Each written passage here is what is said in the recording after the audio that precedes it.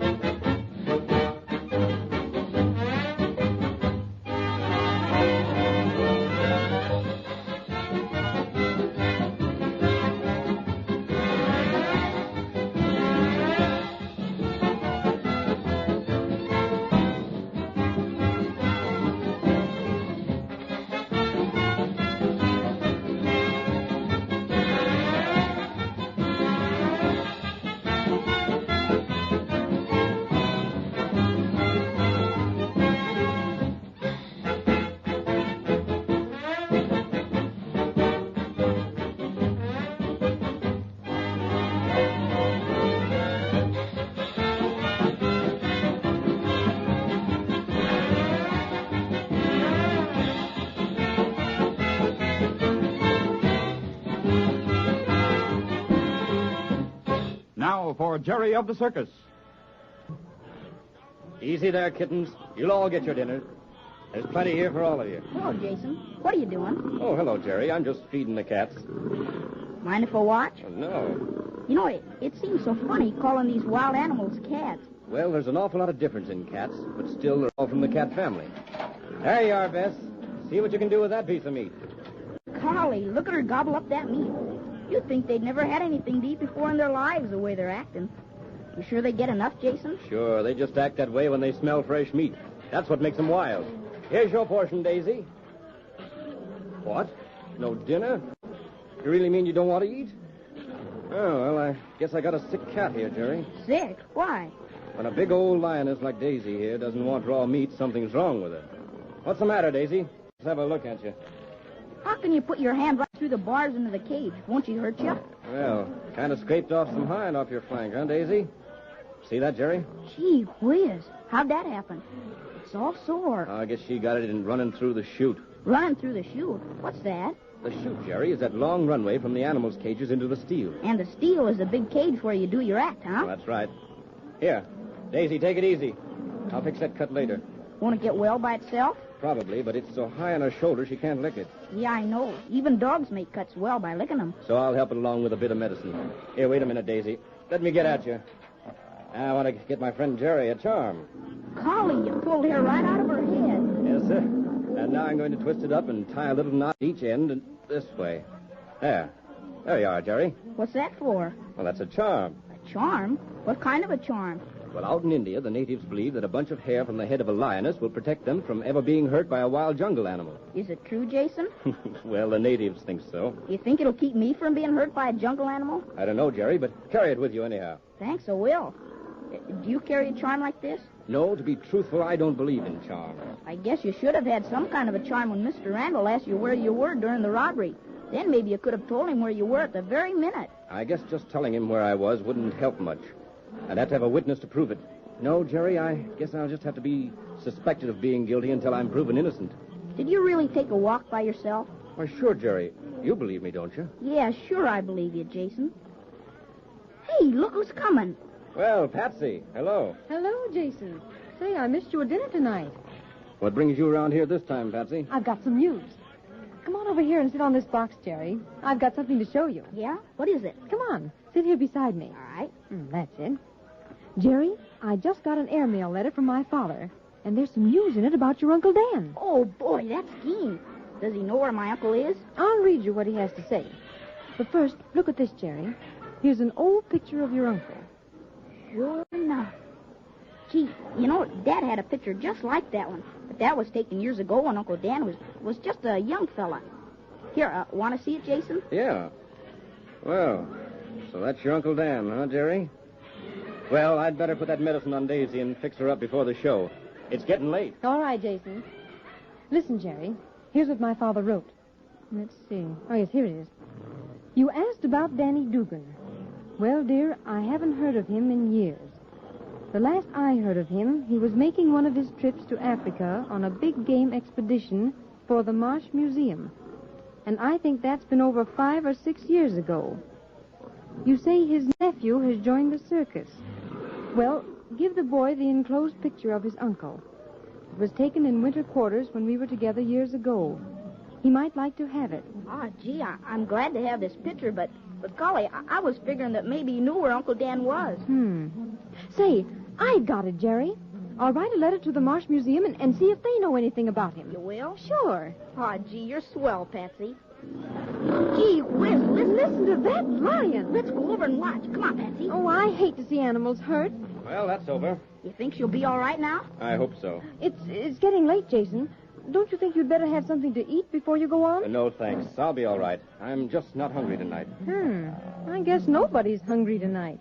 Lorenz and Decker didn't come in for dinner either. What? I said that... You mean to say Lorenz and Decker weren't in the mess tent tonight? That's what I said. Oh, they weren't there, Jason. Does Why? Randall know that? I don't know.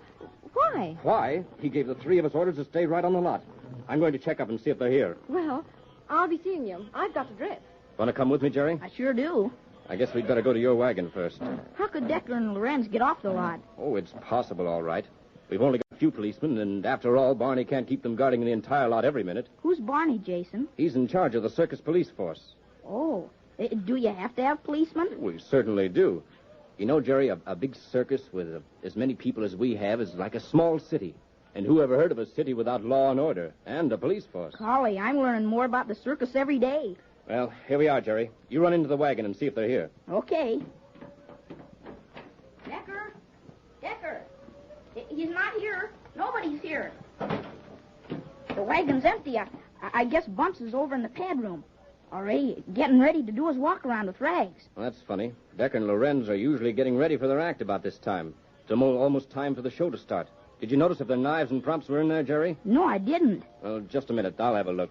Maybe they went over to the big top early this evening. No one here.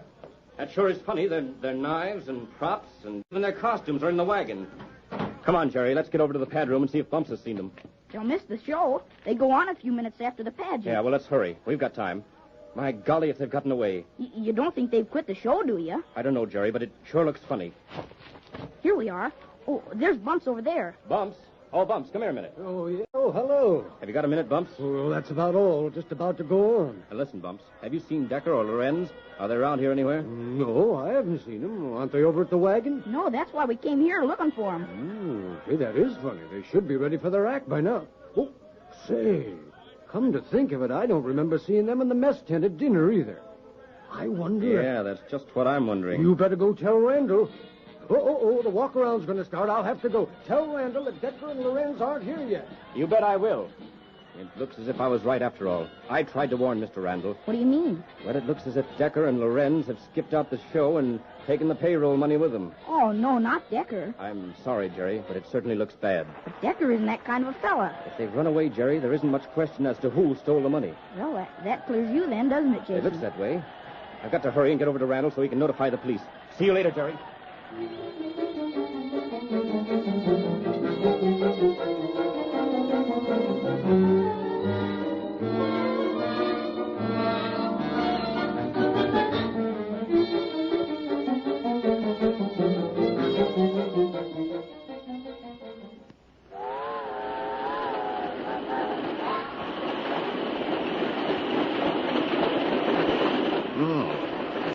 Smoke out here on this back platform. No wonder nobody but you and I will sit out here. Lorenz, I know you won't like me saying this again, but I don't like this whole business. Decker, for the last time, stop preaching. I know what I'm doing. It's whether I can do anything the way you are always trying to tell me right from wrong. But, Lorenz, don't you see that... I see you are a fool, Decker. I take you with me, I do not know. You never want to pull any of the jobs we do. You're yellow. That's what you are. But planting this last job on Jason, it's just... Yeah, but you'll take your share of the money, all right. No, Lorenz. I don't want that either. Oh, no? No, I don't. All I want is... Well, I want to go straight. You want to go straight, eh? That is a good one. There's nothing funny about it. I'm through with this crooked business. Oh, You are through with it, huh? If you just won't turn me over to the police. Listen, Decker. You are through. Forget the police. But what do you mean? You are always through. I don't understand. Of course not. You don't understand anything.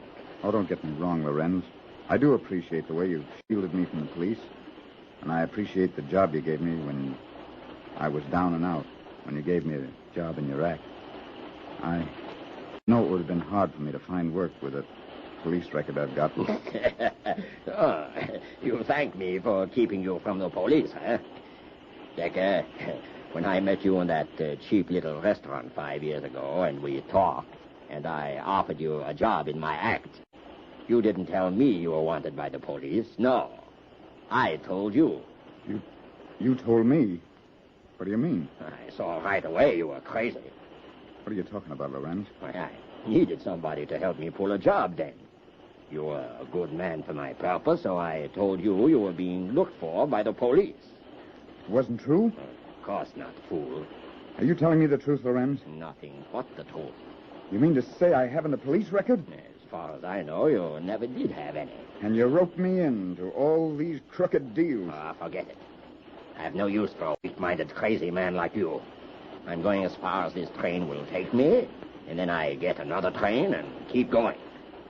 Tell me some more about that night you picked me up, Lorenz. Oh, okay. Sit here beside me on this railing, Decker, and I'll tell you plenty. Here. Oh, you want to know more about yourself, huh? Yes, Lorenz, I do. Well, you're dressed in cheap clothes, and come to think of it, you didn't even know your name. I asked you if it was Decker, and you didn't know, so I called you Decker. Then my name isn't Decker. Well, then, who am I? What difference does it make? What difference does it make? You picked me up when I was sick. You stuffed me full of a lot of lies about the police being after me. And then you get me into your dirty old deals. And now you ask me what difference it makes, who I am, or where I'm going. Where you're going, Decker, will not make any difference. Oh. Now, over you go.